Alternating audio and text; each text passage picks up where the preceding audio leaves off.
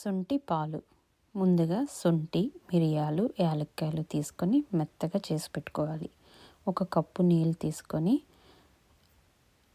శొంఠి, యాలక్కాయలు, మిరియాలు మెత్తగా చేసుకున్న వాటిని వేసి ఆ నీళ్ళలో బాగా మరగనివ్వాలి. అవి బాగా మరిగిన తర్వాత ఇంకో కప్పు పాలు పోసుకొని కాసేపు పాలను కూడా బాగా మరగనివ్వాలి. అవి బాగా మరిగిన తర్వాత 2-3 స్పూన్లు షుగర్ వేసుకొని కాసేపు బాగా మరిగిన తర్వాత కప్పులో పోసుకొని రోజుకి 2 సార్లు తాగితే చాలా మంచిది. ముఖ్యంగా దగ్గు, జలుబు, గొంతు నొప్పి ఉన్నప్పుడు శొంఠి పాలు తాగడం వల్ల గొంతుకి చాలా రిలీఫ్ అనేది ఉంటుంది. శొంఠి ఆరోగ్యానికి మంచిది. అలాగే శొంఠి పాలల్లో వేసుకుని ఇలా తాగితే చాలా